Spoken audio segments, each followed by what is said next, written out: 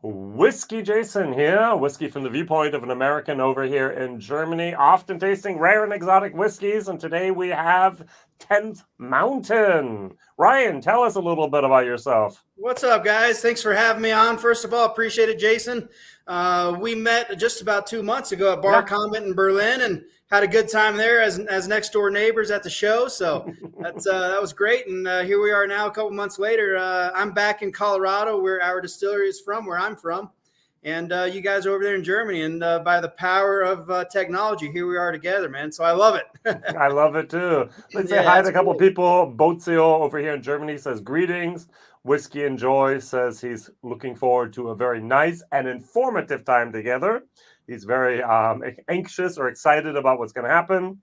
Sven says hi. Good evening from Heiko over here. Ralph says here, this will be in English this evening. Yes, it will. Very good. Sven, hi. We have over here, he's drinking first of all, his control whiskey is going to be a Bullet Frontier. Sure. So, and we have here, over here, we have hello from Tobias. So good to see all of you over here. Very, very nice. Awesome, guys. It's great to be with everybody. And you'll have to remind me, I get excited during these things, and I talk fast even when I'm talking to an English as a primary language audience. So please remind me if I get talking too fast, and I'll try to slow it down. I'll do this every once in a while, all right? All right, good. Fair enough. Fair enough. Very, very good. I'm super excited to be with you guys there tonight. It's awesome. Love it. All right. Jan says, good evening. Axel Eile, I was with him this year, actually on the island of Eile together, says good evening. Awesome. And nice. Andreas here from Hamburg says greetings. So that's very, really, really nice. Yeah. All right. So we met together at the BCB in Berlin, and we have 2 products. So I sent out 23 samples. We have the bourbon that looks like this.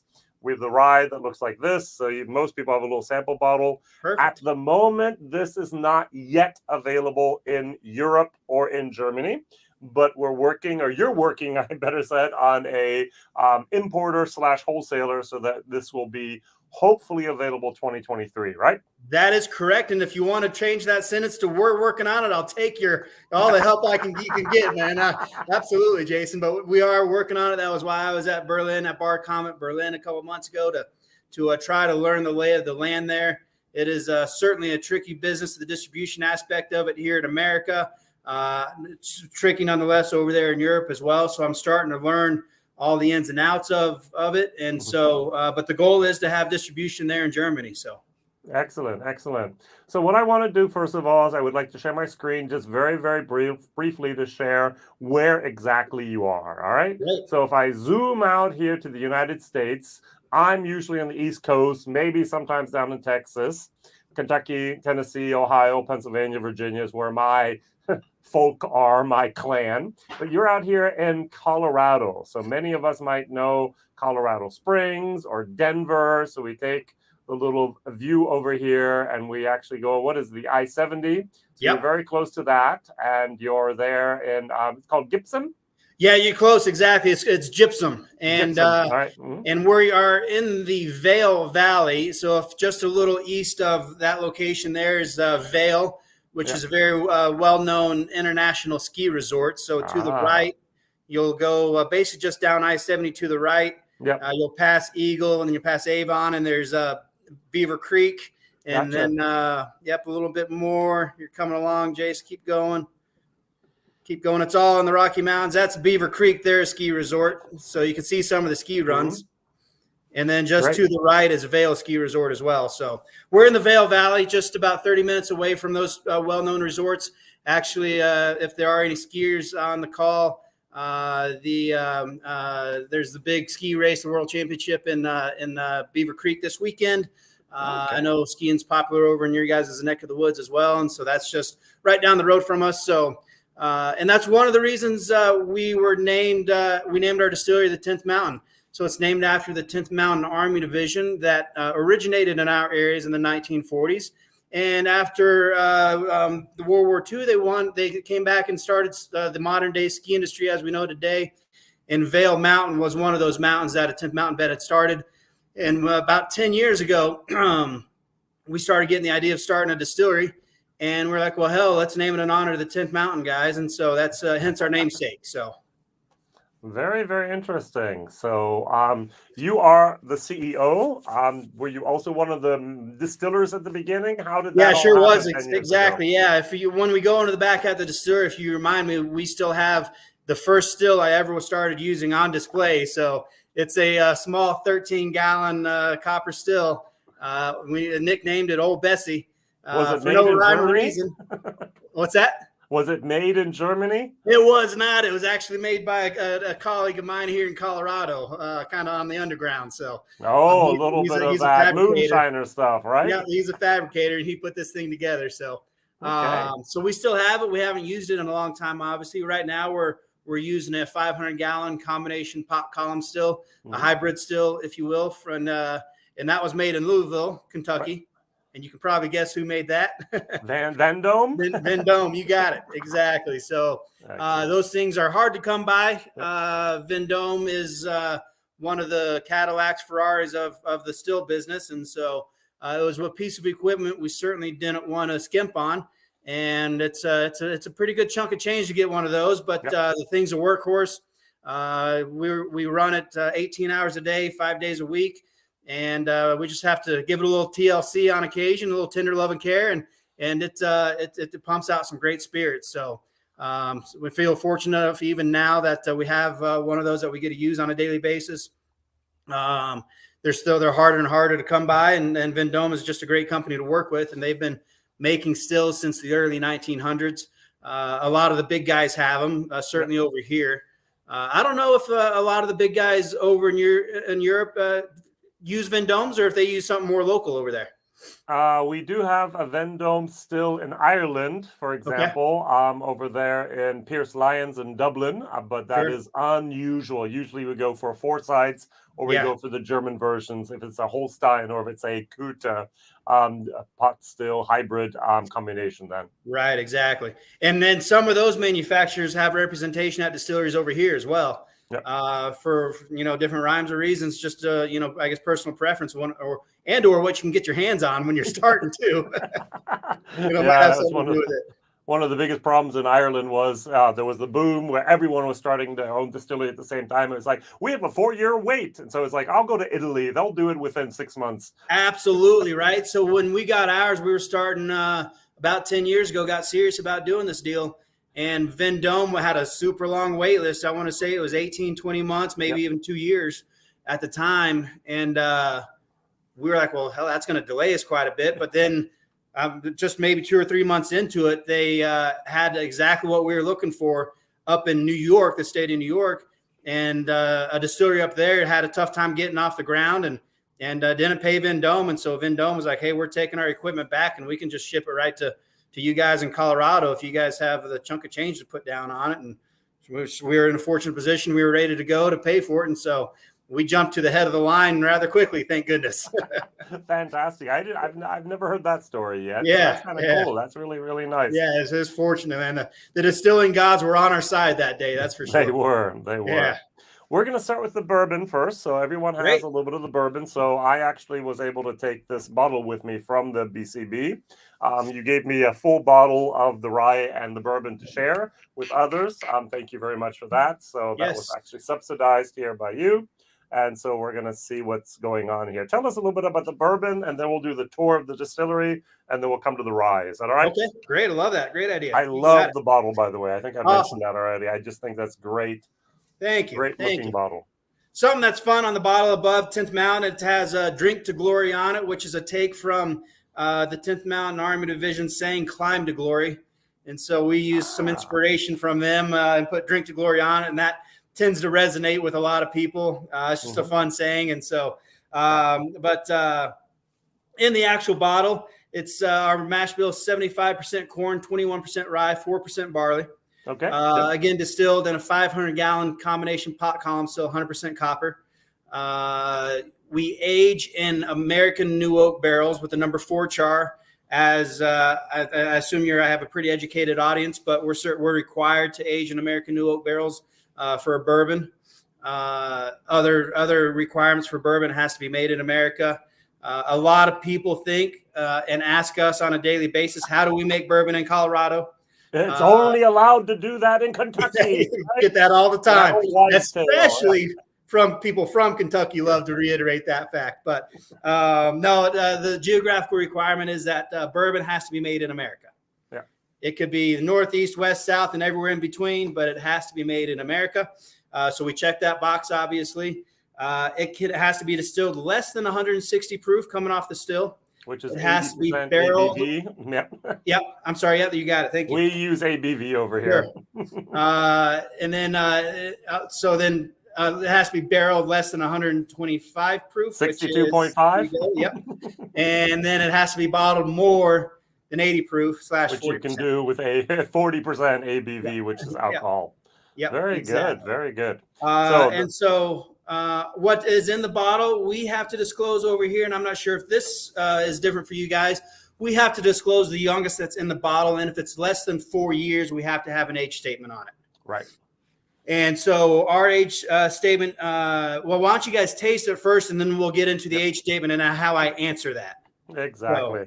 Because the rule over here in Europe is to be called whiskey, it has to be at least 3 years of age. Right. There you go. Yep. Exactly. Anything under 3 years, a corn spirit. Right. Or a rye spirit, but it's not a whiskey. Right. Right.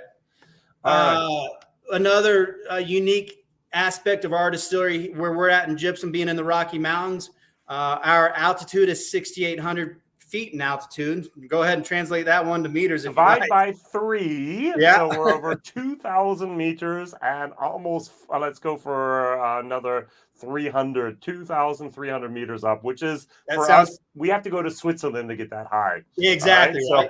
Yeah, exactly. So that's a unique aspect with our distillery here. And then also where we're at, there are a lot of temperature fluctuations on a daily basis. This morning it was, and I'm going to have a tough time converting Fahrenheit into Celsius. But, I can do it. Don't worry. Okay. This morning it was 10 degrees Fahrenheit here. Okay, which is 32 is going to be 0. So 10 degrees is going to be -10, -14. Somewhere in there, right? Let's say -12, all right? And then this afternoon, it's going to be 50 degrees Fahrenheit. So which is +10. So, yep, there you go. Yeah. The point I guess I'm trying to make is the big temperature fluctuations. And so our whiskey will mature a little bit quicker here than in a more stable climate, temperature-wise. So, and that goes back into the age statement and what how old most people think our whiskey is compared to actual what it is. So, all right. So please, everyone that has a sample, write in the chat, either in German or in English, what you smell here. All right. So I have caramel. I mean, caramel and cloves. I get a lot of cloves this time. Very, very nice. Exactly. Tobias says, I don't need to have a calculator to do that. I just need Jason. He can do it in his head. There's a certain experience there where you just kind of go, 50 degrees, 10. Sure, 70, right? Yeah. 70 degrees is 20. So it's just very, very similar there. Right, absolutely. All right. So, Whiskey Enjoy, my friend Constantine wrote here, very nice caramel, vanilla aroma in the nose, creamy and round, some oak, and even pine wood. Interesting. I'm not tasting it. I'll do that in a second. I'm still just working on the aroma here. So we're certainly the caramel, the clove. I like the creaminess. I like all those explanations. That's great. Exactly. So we're at 46%. Yep, you got it. So very, very nicely done there as well. Of course, it's no artificial color added. If you ever have anything straight, that will never be on the label. Correct. And with bourbon, it's never allowed anyways. And that's a big learning opportunity when we do our tours. When people see our new make spirit or new make whiskeys are coming off the still clear as water. Yep. And a lot of people have never really thought about where the color comes from in their bourbon and their whiskeys, right? And it's so all they don't from know the wood, right? It's the way it should be. Right? Yeah, exactly. And to your point, we don't add any extra coloring or any extra flavor. One, we don't want to. Two, we're not allowed to. So. Right. Exactly. You're not allowed to. Should we try? Hey, it's 1 p.m. over here, man. I like hanging out with you guys over 9 o'clock at your place.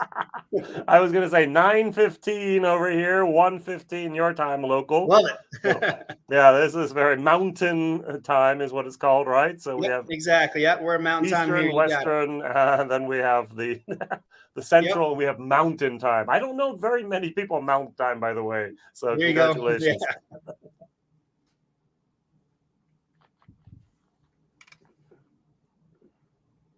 And my good buddy over here, Whiskey and Joy, says, "Cheers." Hey, I like that. We'll take that. And what? A lot of caramel again. Yeah, exactly right. And then that being 92 proof, we often hear that people are surprised that it's a little higher proof as well. So with how smooth it is on the palate. Yeah, there is the alcohol really does support everything. There's a little bit of that what we call maybe Colorado hug. You know what? So yeah, what you're referring to, right? The Kentucky hug. I've coined the term here in Colorado, the Colorado swallow. So okay, Colorado swallow. I like that as well. Yeah, it rolls off the tongue pretty well, right? So but yeah, my other friend Dick, he's watching. Unfortunately, had a very, very bad back pain, and then he has to take some medication, and that does not go well with alcohol. So he's gonna have to watch in the replay and then taste these samples with completely us understand that. I think we've all been there, done that. And the good news is that whiskey doesn't expire. So it'll be there whenever you're ready and are able to enjoy it. So, yeah. All right. Tobias asked a question here. So bourbon has very, very strict rules. Why do we have so little variety when we're talking about American whiskey? Now, is it just better with the name and it sells better with bourbon? Would you like to answer that? And I'll just add on anything I think that's important. Sure. And let me reiterate the question to see if I know the direction that she's trying to go. Yeah. There's a guy, by the way. Guy, I'm sorry. Thank you. So there's names. Very few differences in the bourbon category. Is that so? Bourbon is an extremely highly regulated whiskey category. Correct. However, within those regulations, we do have some flexibility to play. Mash bill? And I can dig into that a little bit. Everything, we have to have at least 51% corn in our mash bill. The other 49% can be any grain, that you like. So you'll see wheat, you'll see rye, obviously barley, malted barley, etc.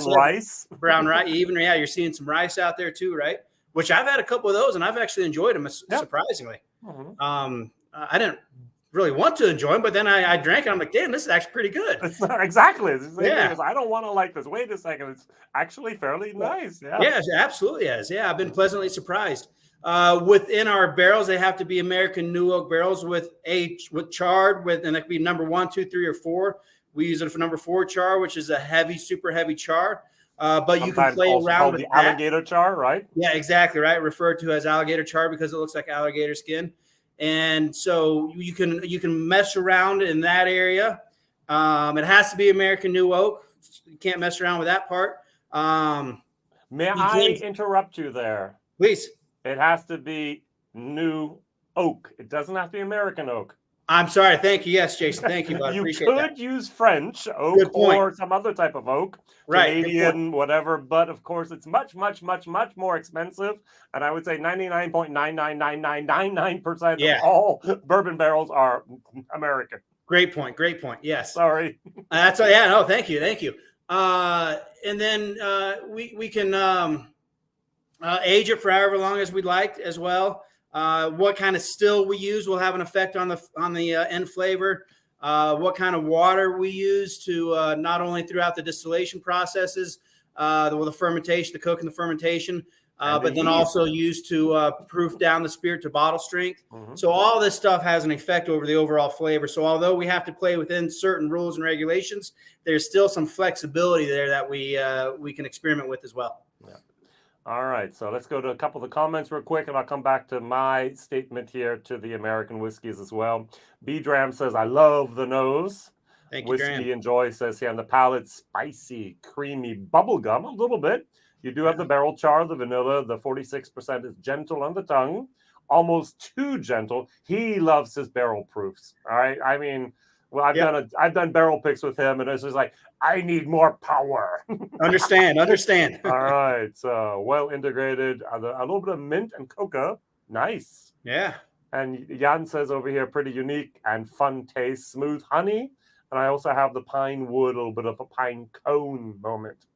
Now, going back real briefly to Tobias, in America, the category called American whiskey is basically a catch-all, because American whiskey can use grain-neutral spirits. You can have 20% of your straight bourbon or whatever, and you can have 80% of the grain-neutral spirits, and you can actually add artificial coloring and also artificial flavoring, which we don't want, and therefore the category American whiskey is something we avoid a little bit, and we try to go towards the straights, the straight rye, the bourbon, the straight wheat, the straight malt. And now we actually have single malt as well, and so on. So American whiskey is more or less, if it doesn't fit in a category, then we call it that. But otherwise, we want, bourbon is the thing most people want when they look at a bottle. That makes sense. That's why it's quite popular over there, right? Yep. It's tough to keep on the shelves there. Yeah. Right? Yeah. So sometimes it's tough to get the single malt Scotch a little bit to the side and have a little bit of room for the American whiskeys. Well, but we're working on that. We're trying to create shelf space and also an awareness that American whiskeys can be very delicious. Absolutely. Okay, very good. Tobias says, thank you for the interesting answers. I understand. You did not interrupt. You're here to ask questions. Anyone can ask any question whatsoever here. Yeah. Please. So now the question that is I have for everyone, how old is this whiskey? All right. So please write down what it tastes like. Yeah. What age do you have for here? So now, Ryan, have you started actually writing months on your bottles, or do you still use years? We just do the years, the annual measurement, if you will. Yeah. The first time I had some Texas whiskey, it was like 42 months. Yeah, I've seen really? that too, right? 42? Yeah, totally. I said the same thing. There's a handful of brands out there doing it that way, and more power to them, I guess. More power to them, right? Yeah. I guess if the TTB is okay with it, then I'm okay with it, right? Yeah. You're officially allowed to use months as well on your label. So some of them do use it because 32 sounds a lot better than 3. Or 36 sounds much better than 3 years, right? Yeah. So, all right. Everyone can do that math pretty easily, so I don't bother with it. Right. So Sven's going for 6 to 8 years. Yeah. Which is a interesting. I think that's a little too high, but that's all right. Very, very good. Let's see. A couple more people will put that down here. So you also have a bar? Do you have a restaurant? Do you have any type of footfall due to something like that? Due to something like what? I'm sorry? Like a bar, or do you have of course. Yeah, do you have Jason, a restaurant? Sure. What if we want to come there and go skiing and then go to the 10th mountain? So show us a little bit. So I'm at one of our tasting rooms right now, and this is connected. We're about to walk through that door behind me there, and that leads right into the distillery. Mm-hmm. And so this is a tasting room at the distillery in Gypsum. Yep. And then we also have a tasting room at the base of Vail Ski Mountain as well. Oh, excellent! And that's quite a popular spot, if you can imagine. So I can imagine, especially at certain times of year. Yeah, exactly. We just started our ski season here 2 weeks ago, and certainly leading into the holiday season, it is super busy, and we love it. A lot of people from all over the not only the country but all over the world come here and for their vacations, and so it allows us time to introduce our brand to an international audience, which is fantastic. This is the first time I've been on a tasting Zoom call internationally. Oh, thank you. Great. Yeah, this is great, man. I love it. I have certainly done a handful of them here in the U.S. and with Whiskeys of the World and some of those organizations, and maybe there's been an international person in those audiences that I was unaware of. But this is my first time here calling into Germany. So, man, I love it. Excellent. So 4 to 6 years, maybe about 5 is what it's going to be. Here we have Golden Moon. You know them up there as well, not far away. Oftentimes has bottlings that play out in months. Yeah. Comes also from Colorado. Is it a good maturation in Colorado? Probably this one is over 2, but probably under 4. And bringing up Golden Moon, it's one of Jason and I's good friends, Stephen Gould. And their distillery is just about an hour, 45 minutes east of us. Yeah. And what we refer to as the foothills of the Rocky Mountains, close to Denver in a smaller town called Golden, Colorado. And man, I'm a big fan of what Stephen Gould does at Golden Moon. He's a great ambassador for our industry, period. Is incredibly intelligent when it comes to distilling. Mm-hmm. And yeah, I've been a fan of his for a long time. So nice bringing that one up. Love it. Very, very good. So another person says 2 to 4. So reveal, how old are we? Great guesses. And so we get this question often at our tasting rooms. And a lot of people want to make a snap judgment on how good a whiskey is based just on the age, even before they taste it. So we answer exactly how I answered here. Is why don't you taste it first and tell us how old you think it is? Because most people will guess that it's quite older than what it actually is because of what I was referring to earlier, the location that where we're maturing our whiskeys and aging our whiskeys, high in altitude with a lot of big different temperature fluctuations. And so we have to disclose here in America, the youngest whiskey that's in the bottle, although there is certainly some older whiskey in it. Our youngest whiskey is only 1 year. But there's an average of 2 year. So we have aged 1 year, right? Yeah, but it's an average of 2 year, and there's some 3 year in there as well. And we're about to make the jump to all 2 year and above. But it's one of the trickiest things about the business overall is, as we started on a shoestring. Starting this business is tough, period. If you have a shoestring budget or if you have God's money, it's difficult nonetheless. And so people are like, oh, you guys are in your 9th year operating. Don't you have a 9-year-old whiskey? I'm like, man, I got to pay bills. We got cash flow. We got to move some things too. So although we have a couple barrels lying down that are certainly nearing or older than that 9-year range, we don't bottle those. It's more we pull them out for when Jason comes over to Colorado. Yeah, exactly. Right. But yeah, and that's the thing. It's like we're growing, we're lying down more and more barrels, but we're also in more and more markets, and so it's a big supply demand cash flow balance. It's one of the trickiest parts about the overall business. So tell me very briefly, capacity. You measure probably in barrels per week, per month, per day? Yeah, how we do it and what is a great way to communicate is how many barrels are you guys making a week? Yep. And right now with our production schedule, we're making 6, 7, 8 barrels a week, depending on our yield for that week. And so we have a 500-gallon batch system. So our fermentation tanks are 500 gallons, our cookers 500 gallons, our stills 500 gallons. And a 500-gallon will yield about a 53-gallon barrel. Right. Roughly. And so we do 2 stripping runs a day on Monday, Tuesday, Wednesdays. Combine those 6 together for a spirits run on Thursdays. A spirits run takes all day. And then on Friday, we are usually barreling, bottling, cleaning up, etc. Sometimes we'll run the still on Friday, depending on what's going on Monday to Thursday as well. And then right now for Saturday, Sunday, we are not distilling, but we just hired a 3rd distiller who you guys might see when I go in the back. And we are getting her up to speed to hopefully take us into the weekends as well. So, but right now we're pretty good about 7 or 8 barrels a week. Sometimes the yield's a little lower than 6, but hopefully it's in that 7 or 8 range. So, all right, for us over here, we're talking about between 50 and 60,000 liters a year. Depends on if you do 45 weeks or 50 weeks a year of distilling. You're not going to distill for Christmas and so on and so on. So, but just to have a little bit of reference, we usually talk about pure alcohol per year over here. And so we're running around that about 60,000 liters, which is bigger than many, many German distilleries, but yet small compared to the big boys out in Kentucky and so on. Yeah, it always blows me away, those numbers that the big boys make. I mean, they're lying down 1,300 barrels a day kind of stuff or whatever a week. I don't know. It's like just mind-blowing the amount of whiskey they're producing at some of these places. All right, so we're gonna go out, but before we do, we go in the back. I just want to read some comments. It says this whiskey shows once again that good whiskey does not have to be old. I am curious what a little more age will bring. Tobias says, I love no age statements too. It's all about the taste. I guess many beginners stick too much on the age. And Marco actually has a sample as well. He says, rum raisins, baked apples, and mouth-filling awesome. Thank you, Marco.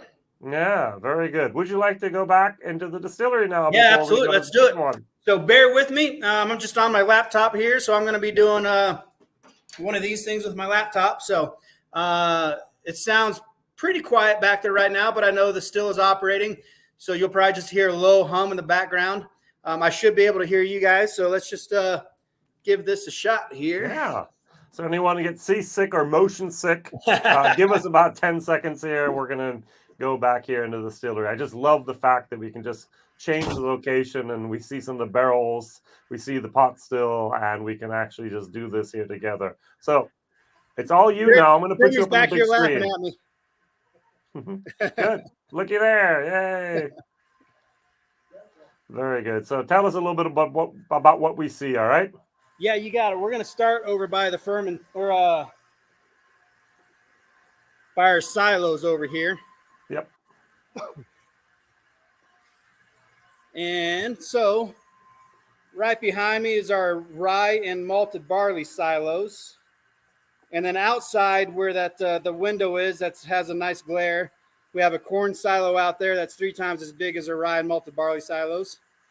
And we drop it down into our grain scale here and then measure it out. Right. With that contraption right there. Little technology gets augered up into this big black box behind me. Mm-hmm. And that is our 4-roller mill. So we're taking whole grain and crushing it into a flour with that guy. Yep. And then it gets augered up into, there's Melissa. Say hi, Melissa. Hi, Melissa. They all say hi. Do you know any German? I don't. 9? Oh, exactly. He can say no. Yay. So she's working on her cooker there. It's a 500-gallon cooker. That is steam injected on the back here. So that's the steam going into our cooker. And we heat the grain up. It takes about 6 to 7 hours to cook a batch. And right when we're doing that, it's converting the starches from the grain into a sugar. Once we're done with that, we toss yeast onto it and then transfer it into one of our 6 fermentation tanks. They are open top fermentation tanks. Yeah.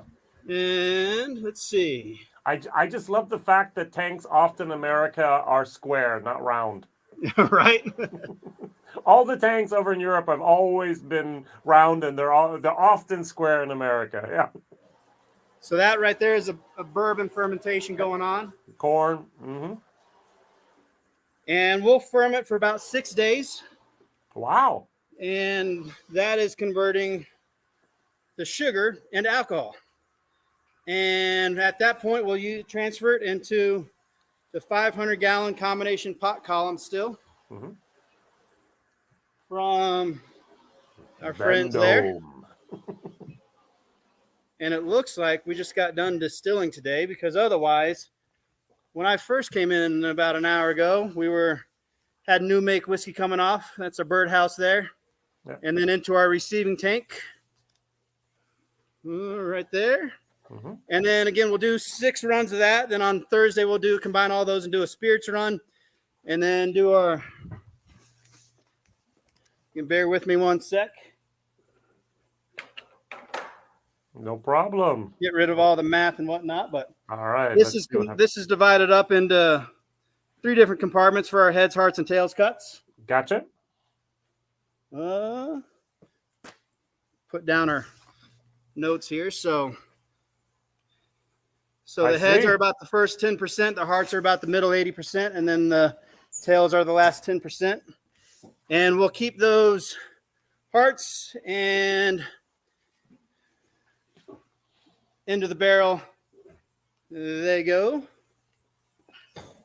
And Jason, I don't know about over there, but here we have to use the system 21J15, which is the year, the month, and the date. Yep. Yep. So J is going to be what the month? What is it? Is it December?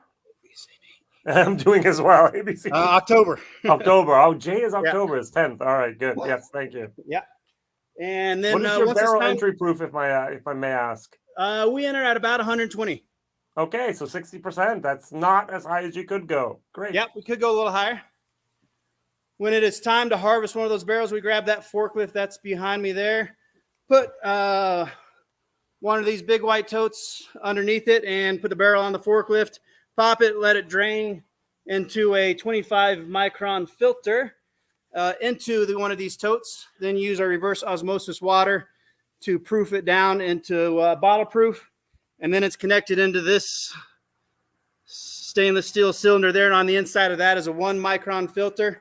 Mm-hmm. And then that's connected to our bottle filler right there. Wow. And Jeremy is going to show off. There you go. Go, Jeremy. Thank you. So that takes about 15 seconds to fill.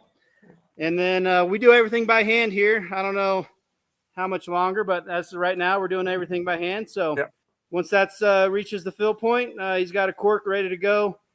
We'll cork it, label it into the cases there. And that's how we do it here.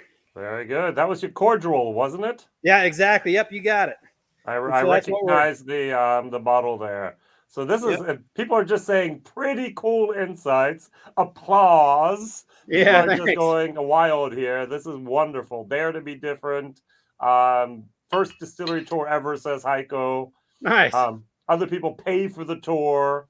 We get a tour. This is great. This is wonderful. Yeah. I just love the fact that you guys are tuning in Germany. We're over here able to do this, man. I love it.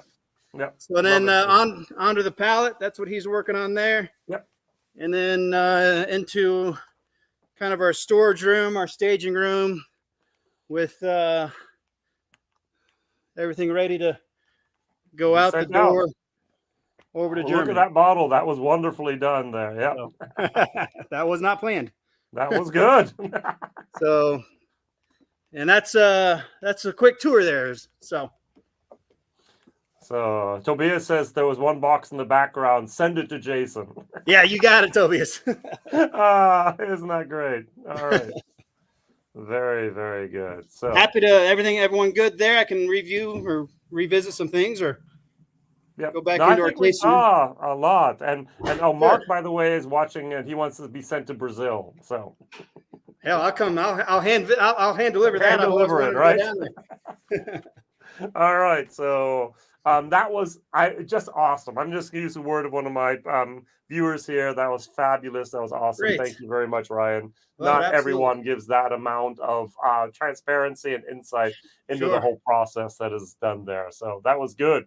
I just love hanging out with other passionate people about whiskey products. So that's what I enjoy. Yeah, me too. That's why I got you here on the stream, because I really felt your passion and really liked your product. So thank you, Jason. Very good. So we're going to move now to the rye whiskey. And I don't know, but there were actually dog tags on the rye whiskey, which I thought was fabulous as well. Yep, you got it. Tobias says here, just very, very cool. Thank you very much. Yeah, yay. Awesome. So, all right. My bottle was actually bottled here on the 22nd of July, 2022, and I have batch number 51. What do you have? I have one from October 21st here from Jeremy, who I just showed you back there. So, Shannon? Batch 55.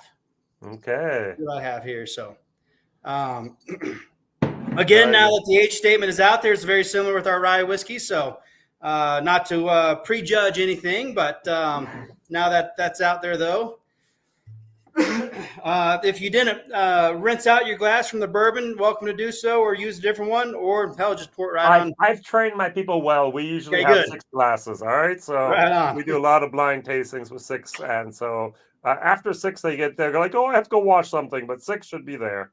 Great. All right. So rye whiskeys. Jason, I'll let you lead the tasting here, my man. All right. Very, very good. I am a little bit of a rye fan, I must admit. I have actually liked your rye better than I did your bourbon. Sure. Like the bourbon, love the rye. Sure. So that's what I should say. And tell us a little bit about the mash bill, first of all, here.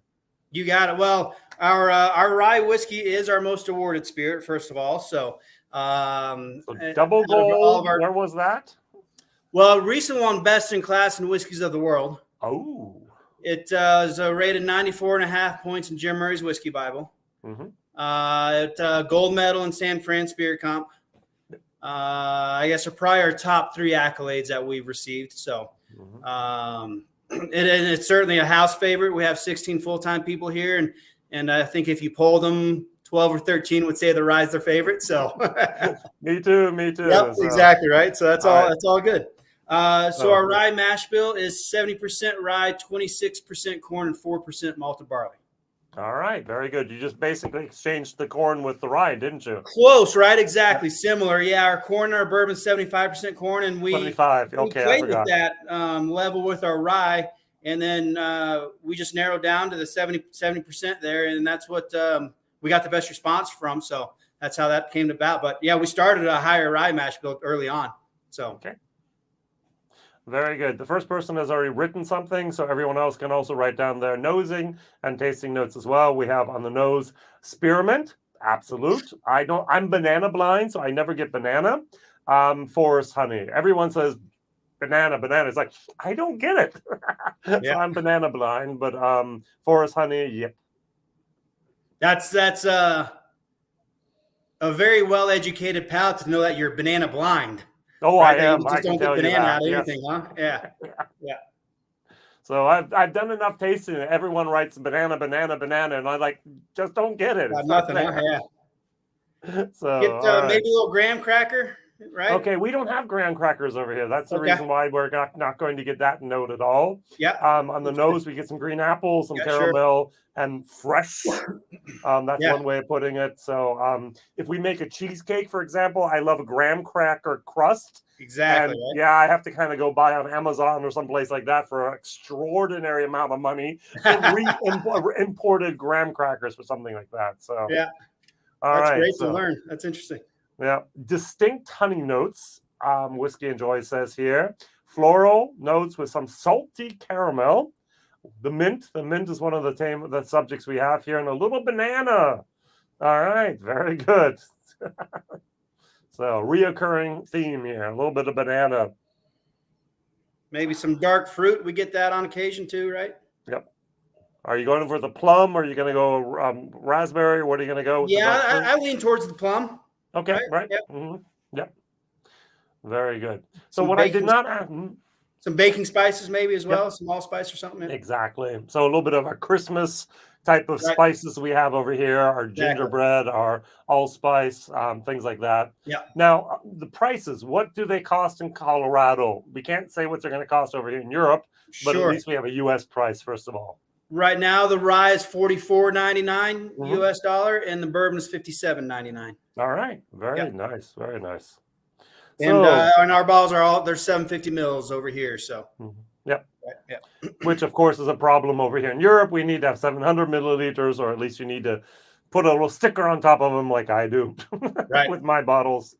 So on the nose, I find that both bourbon and rye have a much stronger effect than only 46 or 43%. So they actually smell a little bit here stronger than they actually are. So we're at 43% here exactly. Should we try? Let's do it. Let's do it. Very good. Cheers.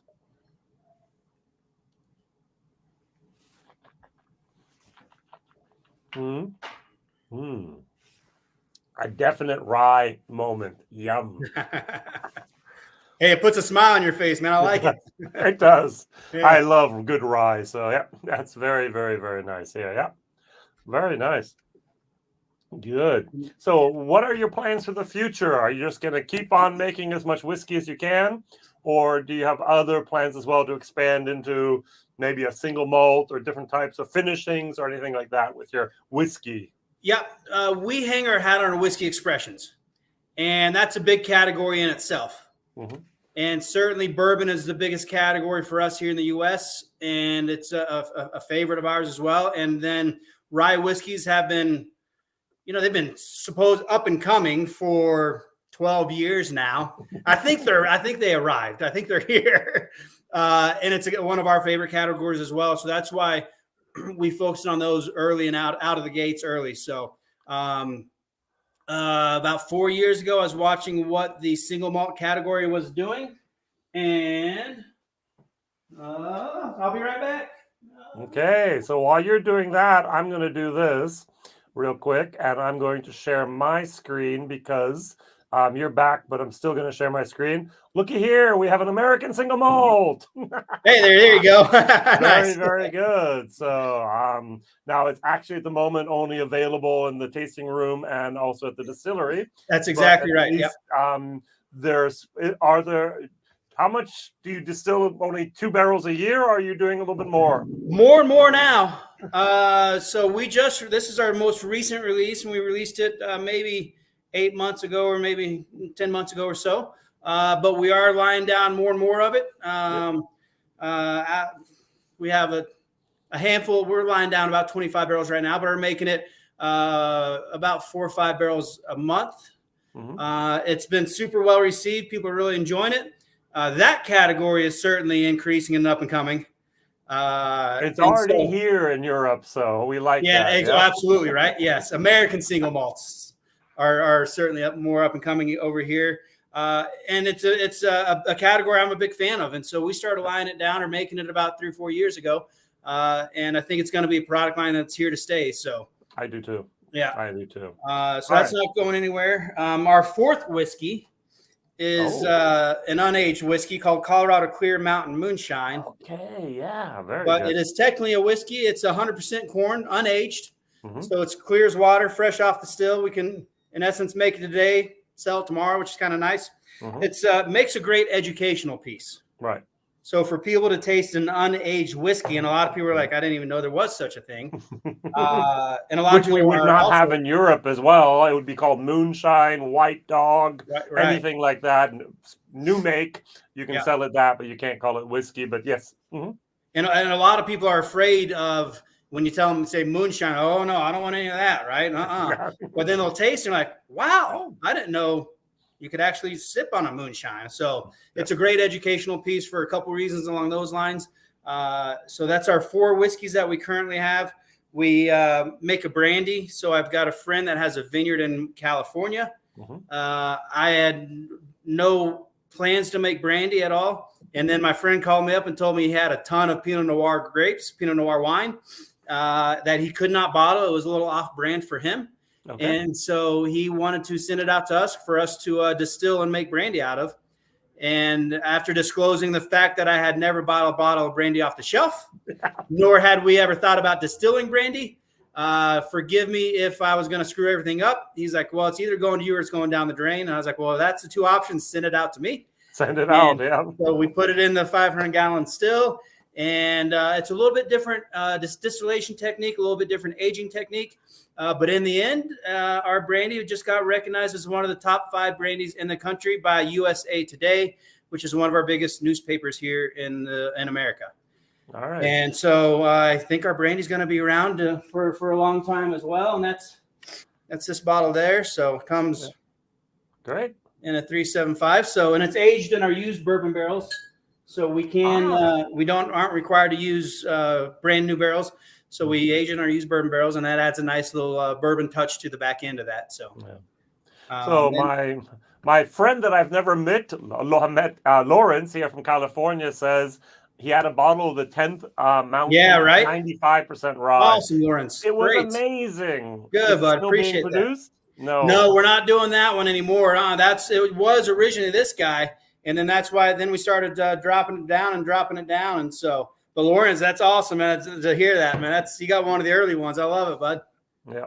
So we got 3 people that wrote something here. I really like the palate. We have the mint, we have the spices, honey, a little rye bread, and pretty powerful for the 86 proof. Look at that. He's writing proof, Jan. Well done.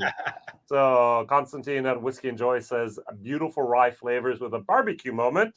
Also, again, distinct mint with nicely integrated alcohol. I like it very much. And Marco writes over here, sweetness, rye moment, absolutely. Starts out slow and light and slowly builds its power in the mouth to a nice warming moment. And the sweetness lingers. Love it all. That's great descriptions. All right. Very, very good. And one little question in between for you, Ryan. Tobias says, I know one of the most annoying questions, but what is your favorite whiskey besides your own? Tobias, I just appreciate you spelling whiskey both ways. I was actually I was just looking at that, for not using an E, and we use an E over here, and so I was going to bring that point up. So nice job there. I really enjoy Willits out of Bardstown, Kentucky area, just about an hour south of Louisville. Going into Kentucky, staying here in Colorado, Leopold Brothers. Oh, they're doing some amazing stuff. Yeah, exactly. Oh, wow. They're 3-chamber. That's awesome, isn't it? Right. And I got a bottle of that. I haven't even opened it yet. It's special, Jason. Yeah, I'm gonna, but it's just like, oh, I'm waiting. That's cool. You got a bottle, man. That's great. Yeah, I paid through the nose, but I got it. Awesome. Yeah, right. Totally. And Leopold's is out of Denver, which is just about 2 hours east of here. And Todd Leopold and his brother Todd's just incredibly passionate, trying to push the bar. And so the spirits that come out of Leopold's is great. So they're one of my favorites that I watch as well. So yeah. We can both learn so much from them. Absolutely, man. Absolutely. That's one of the things I love about this industry. There's so much to learn. Yeah. There's so much going on with it. It's a lot of fun. It keeps us on our toes. We don't run into as many issues as we used to, obviously, but occasionally we'll come across them. We're like, well, shit, how do we handle this one here? Mm-hmm. And if it's not something that we can figure out internally, we'll lean on a couple of our other distillery friends, and 99% of the time they're willing to help out and say, hey, I ran into that last year, and this is how we, fix that problem. Speaking of, we did it with the brandy. I've got a friend named Jason that has a brandy distillery in Salem, Oregon. And all he does is brandy. So when I told him we had this opportunity to make brandy, I called him up, and man, he spent as much time as we needed talking about it. So fantastic. Yeah, the community pretty good, isn't it? Yeah, it is. It's really awesome. It's a spirit community. Exactly right. Yeah, high tide rises all boats. I mean, come on. Exactly, man. It's one of the things I say often is the friends and the people I've met in the industry or because of the industry, I've made some lifelong friends over the last handful of years. It's really cool. Mm-hmm. You get a lot more friends too when you have a bunch of whiskey barrels hanging out. It does help. Yeah, that works. Come on over for a drink. I got barrels. Yeah, exactly. Right. Some true friendships for sure. Yep. And just I've met some great people because of the industry. So yeah. Very, very good. So, I like the rye a little bit better than the bourbon. I just love rye anyways, but both of them are very good products. I'd love to see both of these products coming over to Europe next year. I hope that works out logistically as well as the entire transport and bottle sizes and age statements and all the new things that are a little bit different over here in Europe compared then to America. But you're getting older stock, you're getting a little bit more in that ability to expand and not just be how many states are you in at the moment? We're in 15 states. Some states are pretty low volume and some states are decent volume. So Yep. So I was just going to mention, I don't think you're even in 30 states yet, are you? So 15 No, exactly. states. And so always already looking to expand internationally, which I think is fabulous. We need more people like you to bring us great products from the U.S. You got it. Thank you, Ryan. Absolutely. I'll get to work over here. You got my word on that. Excellent. If anyone has any last questions, write it down in the chat so Ryan can answer that. I'd like to keep this down to about an hour right here.